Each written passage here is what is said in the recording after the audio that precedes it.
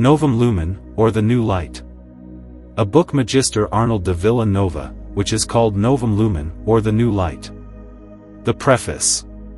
Venerable Lord and Father, even though I do not have great experience and knowledge in the liberal arts and do not use constant diligence in my studies to the extent that I do not behave in my priestly state, the good and gracious God has still been in me. He lets people feel that he wants to reveal and share this highly valuable secret, however undeservedly. While your noble worthiness, piety, wisdom and gentle kindness not only asks me to do this, but also to investigate this high, excellent art with diligent, unremitting diligence, not allowing any effort, work or expense to be vexed. So that it is also worthy of joy and that it also enjoys and shares in the rich fruits of the tree planted in the field of philosophy, which it faithfully helps to build, as a special gift and gift from God.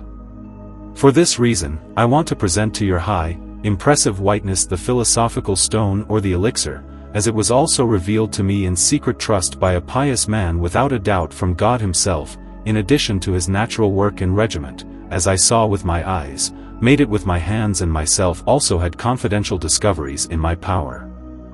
And I am sure when you will look at what I am writing correctly and understand that nothing will remain hidden from your astuteness but everything will be revealed, which I am aware that this, as the highest secret, will be known to few and will probably remain hidden to most. Chapter 1. Use your understanding correctly in this philosophical saying, that the effects of those who work are in the order and power of the sufferer, so that it is then made clear that no elixir can be made except from such a material, which I have perfect arrangement and skill for this. But I give you the testimony that such skill in the material comes from which in my hands, I saw this with my eyes, but through teaching and instruction from somewhere else, as previously reported, the elixir was made which transformed the lead into gold. I have always called the same material that it was the philosopher magnesia from which the philosophers have extracted the gold hidden in their bodies, and from which they have found the argentum vivum from the argento vivo, and the sulfur from the sulfur which is the stone in the likeness and effect, but in nature it does not follow the nature of the stone. Therefore it is said that it is a stone and not a stone. Our argentum vivum is also called not that it is an argentum vivum in its own nature nor in the nature to which it has been brought by the minerals, but it is our argentum vivum in nature into which our art guides and brings. The same is our earth from which a real tincture is made, from which the marital agreement of the Shabrisi and Vea flows, in which the king is with his husband. And those who improve are in the air, as later on the work will be clearer in class. This is the spirit with which we tinge, and this is the body which is spoken of in the Tubba.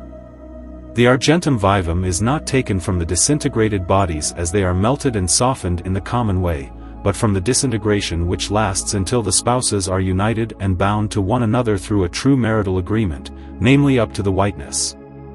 This is the stone that was found on the top of the mountains and is called mineral, although it is also said to be animal-like because it has a soul. That is why it is said in the Tubba, the earth has a body and a soul like a human being. Item, everything that has a spirit also has blood. Likewise it is also called a spirit, which is the sulfur of the body, and a heart, which is the magnesia, or the earths, which when they became spiritual is called the gold which was hidden in the body of the magnesia. In the Tubba it is said, my son extracts his shadow from the straw. From this it is obvious that it can be so disturbing to the soul. A number of powers of the soul are shown, then it moves and is moved, it works and suffers. Therefore again in the Tubba it says, oh the wonderful nature! How is it devoted to all things, and how does it surpass everything? It is the most sharp vinegar which causes the gold to become a pure spirit, and when it is mixed with the body it will become one thing together and transforms it into a spirit. If one now says it is an animal, it is understood that it is something that has a growing life and such. Then in its effect it will move vividly from one force to the other by making itself subtle and purifying itself, and the colors in it improved so that it takes on the desired redness in which perfection stands, and the penetrating and tingling power takes over. But this animal, which is called burble, saffron or saffron-colored in a vegetable stone and is fed and preserved on the mountains, is known to many errant people not to go unnoticed, and that it is sold at a low value. Chapter 2. The stone is cleaned before it is inserted into the decoction. This work, which I have designed for your understanding, appears to be purely lovely and fair and prepared in subtle lamellas because it is cleansed of its coarseness by the liquid that it receives in the fire, and in that it then becomes sublimely subtle and delicate and contains a number of combustible and earthly superfluities otherwise very strong and firmly mixed with it and connected behind it. It also allows a number of destructive and perishable moistures to be smelled away. The characteristics of such assumed subtlety are two. One is the uplifting citron-colored spirit that has become a stone that has not become particularly hard and is somewhat transparent, but the other, which remains at the bottom of the vessel, is a delicate black earth. At the same time, this should be taken into consideration with diligence so that even in this elevation, when it is properly spent, something permanent is found which one has to bring about by force, as it were, because it is extremely fleeting. It should be raised and elevated to such an extent that it is so on the ground, for the part ligate through the very thing that is so increased is in turn delivered to the point that everything become completely fleeting. And then the previously reported black earth remains from both sides and is now transformed into the imaginary hard stone which has the highest citron color. But because of the mentioned volatility, you should not worry until the entire mass of the stone that has been raised by the fire, which is placed in its vessel by the same stone, immediately rises to the height so that nothing is either clean or unclean from it put on the ground. When it is so completely exalted, everything that is fulfilled in the philosophical work will also be fulfilled, as the scripture commands and says. Everything should rise sweetly from the earth into heaven. You should know that when it mixes with the body, it becomes one with it and transforms it into a spirit. And this is exactly what Geber also reports about in the chapter on medicine, of the third order. This is also the biggest outcry among all philosophers, and they call this work ablution or washing away. Then in the elevation they both rise up in smoke or in the shape of a smoke. And since this material also becomes liquid as it rises, it can apparently be seen that it is of the nature of warm water. Then it is dissolved and coagulated again by the cold, and when its superfluities are removed from it, it is washed off and imbibed or soaked with her water, namely with the foreshadowed spirit which sprouted from her and from a variety of roots. And this is the philosophical dissolution and dissolution through fire. Captain 3. Follow the first degree cooking until white. Now when the round which the brass has been spiritually transformed into the four, go with it into a tempered bath through which the body is gently maintained and maintains such a gentle fire that consumes the pernicious moisture. Therefore, the oven should be prepared with such a compartment that a gentle fire can be kept in it and which cannot heat up too much nor multiply.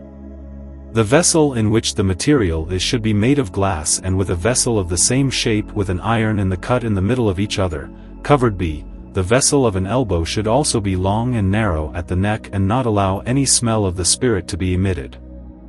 This length should drive the smoke and vapors as they rise back down and consume the pernicious moisture underneath them. Those who are looking for the oven and the vessel in this way should look at the lilies and not just at the mere letter.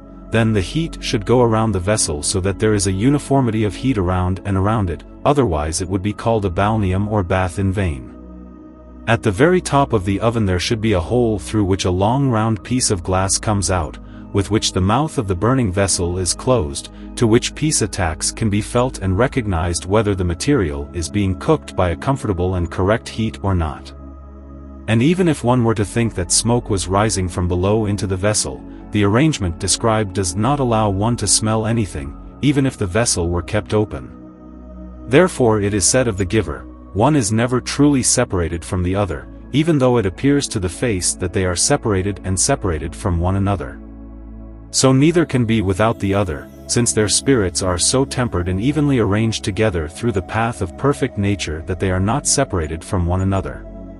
In this degree of heat, however, the material becomes black, and when the heat penetrates into the moisture, it causes blackness. That is why it is said in the Tubba, when you see that the blackness appears, know that the body has now become soft and liquid. At the beginning of the work everything turns black.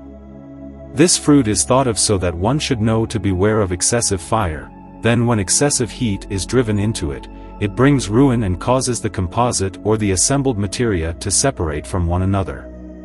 Therefore, a tempered and even fire should be used in it, since it is not cooked in any other way than the way one raises and nourishes a young child with milk. And this is also indicated in the Practica, by the differentiated colors to be included under the black color. Chapter 4. Of the degree of fire when the blackness appears. But when everything is black, the degree of the same fire should always be stopped until the whiteness appears hidden in its belly, then the fixed substance feeds on such whiteness. But it is worth noting that in and with the blackness many colors appear that the philosophers think of, then sometimes everything becomes green, sometimes a little blackish, sometimes it has a violet color, sometimes it is only green on one side and black on the other, black light on the inside and green on the outside. However, these colors are all considered black. And since there is no essential perfection in them, the philosophers therefore only take three noble main colors among the other colors, which they then call the powers of the soul, namely the black, the white and the red. It is said about this in the Tubba, "Honor the king and his husband and do not burn them or drive them away with excessive fire, then you don't know when you will need those who improve the king and his husband. If it boils, it turns black, then white, and finally red, turning it into a tingling poison. Item makes the stone white through combustion and moisture or softening and fluidization. It is said that the killing occurs through the water, which appears in the blackness. When this first appears, the spirits are united in the same killing and are dried. If the bodies are not dried, the colors of the souls, which are called the blackness and the clouds, do not appear. Item now when the magnesia begins to turn white so it does not let the spirit escape, then nature preserves nature. Therefore, the moisture that causes the blackness in the cooking now dries up completely and the white color begins to appear. Then in the transformation of the blackness, before it became completely white, I saw a brown-black white appear, which is commonly called a brown color, which tan later becomes a true white. But this is such a brown color. Meanwhile, my master broke both the glass and stone and looked at it inside and out and found that it was brown on the outside and black on the inside. He showed me the causes of this, namely that the parts of the matter were attached to the sides of the vessel, or that the heat was felt better and stronger than that in the middle, which is why it began to change color and change all the more quickly, and said that the same tan came out because the whites wanted to remove themselves from the blackness of their belly, as it is said in the Tubba, "When you see him born, know that his whiteness is hidden in the belly of the blackness as it initially appeared. And then you must extract and strip these same whites of their most subtle blackness. But you shouldn't be surprised that I still call this material a stone. Then you should know that the whiteness lasts for so long, even when the redness is already present, it stands there hard for a long time and sits on the ground in the form of a hard lump, until it begins to die of itself due to the continuous boiling to crumble, crush and elevate." Caput 5. Boil the other degree until it is red. Therefore, when this stone loses its blackness in this way, the degree of fire is then also changed and placed in another oven, which is also prepared in the most orderly manner, in which a stronger cooking can be used, and thereby both the vessel and the material are heated and cooked everywhere should. Once this one then takes on the real, true whiteness with which it is cooked there for so long that after the transformed whiteness it now also begins to take on the redness. However, one must carefully ensure that this fire is not strengthened any more than is useful. To the extent that it is useful, then in such a white color both the body and the spirit are truly united and connected with one another. But since in this cooking the appropriate degree was exceeded, those previously united would again be separated from one another and separated. That is why it is said in the Tubba, "Cook and prevent them so that they do not flee away in the smoke and do not give birth." But then the citron color first appears when the white color is transformed into the red, then the citron color is the middle between the white and the red, which is why it must precede the right red. And the philosophers talked about this practice when they said, the spirit and the soul are not united with each other except only in the white color, because then all the colors that can be found in the world appear and are consolidated in the white color and then come together in one, namely in the white. Then the white color is the foundation of the whole work, and from then on it is no longer changed into various colors, namely real colors, except for the red color in which The final goal and end is based, then the citron color that appears between the white and red should not be considered as a constant color. And through everything I have told so far, everything is demonstrated that experience has proven and will prove in the work itself and with deeds. Chapter 6. The third degree cooking follows the calcination. When it now begins to turn red, it is placed in another oven in a higher degree of fire so that it has acquired a real, true redness inside and out. Its sign is the foretold crushing, and a very high exaltation of it is said in the Tubba, according to the whiteness, one cannot err. Then when the fire is strengthened after the whiteness, you get to the citron color before the redness. When you see the very high whiteness, be sure that the redness is hidden in the same whiteness, then you have to extract it and cook it for so long that everything becomes completely red. And if you have any doubts as to why the white is extracted from the belly of the black and the red is drawn out but is not extracted from the white even though it immediately becomes red through the boiling, would explain to you in this way. While the black lasts, so the materia remains in its state and is moist in its nature, but the moisture shows itself through the whiteness to such an extent that it begins to dry out. So no whiteness ever appears until the pernicious moisture has been completely consumed. Therefore, for these two reasons it can be said that the white is extracted from the black. But when it begins to turn red, nothing about it is destroyed but only boiled, and through its strong boiling the unchanging red color appears in which the final perfection rests. That is why it is said in the Tubba, when the compositum or the assembled materia is transformed into a red spirit, the pure beginning arises. The tinging and vivifying spirit is then first sunk into this after the pernicious moisture has departed from it and does not need to be nourished any further because one has now come to the whiteness. When this red color appears, nature reveals the perfection that was previously hidden within it. Caput 7. Calcination follows, in which the last degree of formation is fulfilled, then the spirit has remained firmly attached to a body and what is fleeing has become fleeting. When this material, which now has a red color, begins to crush and rise, it is prepared for calcination by a reverberating flame in an earthen vessel, in which degree of fire the fixation is accomplished and everything is brought to stability through the most perfect fixation. That's why Iber says in the chapter on calcination that the spirits will be calcined so that the fixations can happen and they can then be dissolved, and dissolved all the better. He also begins to calcinate the third order in the chapter on medicine. So it should also remain in the heat and embers of the calcining fire for so long that it becomes an incomprehensible powder which has the highest redness. It is said in the Tubba, know that when it is ashes it is mixed for the best because it is moisture now sealed in by the innermost fire, so that it could take on itself a dry saffron or a burnt blood or a granate of Sidrup's color. When the water has entered the body, it transforms it into a soil, then into a powder or into an ashes, and if you want to experience and know its perfection then take it in your hand, then if you find an incomprehensible water like this, if it's okay, repeat it. But this reddest ash is incomprehensible in itself, so it rises and grows like leaven, and the aforementioned black, most subtle and transparent earth is separated from it, which is at the bottom of the vessel and is found under the mentioned red powder. My master gave me this report about it.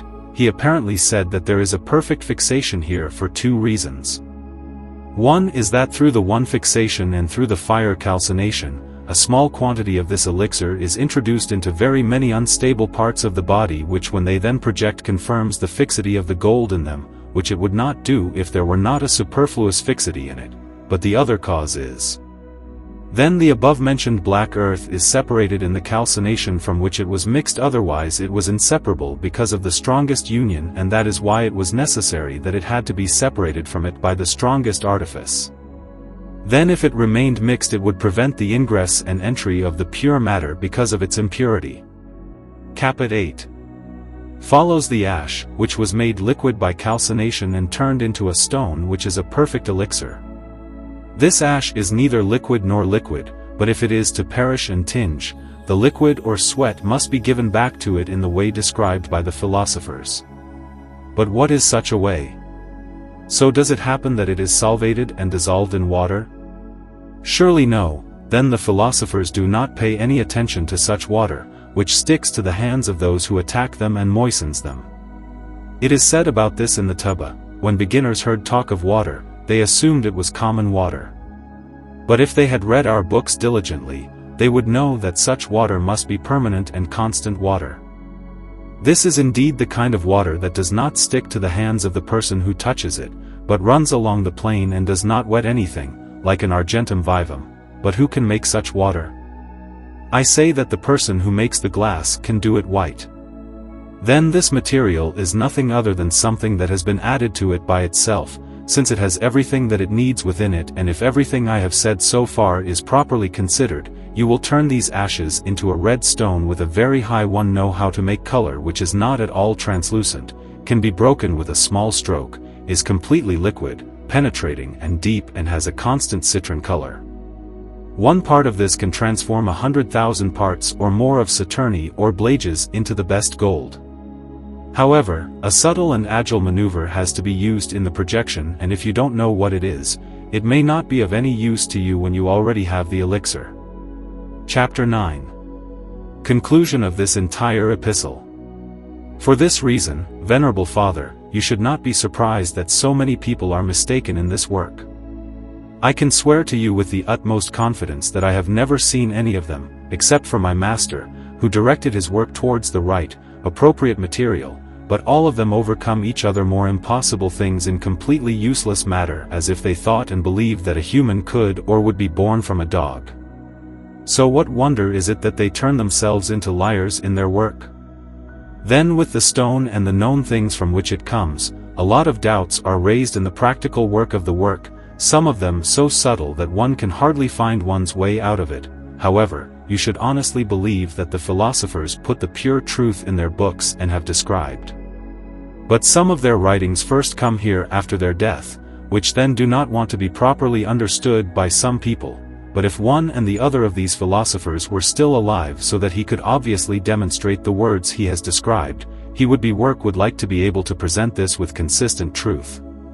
So I have now explained the whole work to your wisdom through and through, and in everything tested it through a number of philosophical writings, although I have made little allegiances and appeals to them, and for this reason I am aware that you are already keeping all such philosophical writings in a shrine close to your heart. I carry you with you.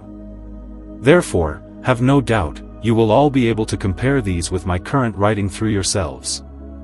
In mass then, through the experience that I have seen with my eyes, I will understand the writings of the wise men which otherwise would have remained unknown to me. So I also wanted to keep this letter of mine in the shortest possible terms, because I hope that you have created so much ground in these things that nothing where one or the other appears has been hidden from you. I would also like to be satisfied with the fact that only my understanding is known to you and therefore cannot, based on this truth, depart from this world at the same time as me. For this reason, for the sake of fatherly love and loyalty, I wanted to light this new light and then leave it behind. I have singled you out from all in this world and considered you the most worthy of these things, whom God Almighty would grant and graciously grant to achieve the desired goal and end. Amen. The End.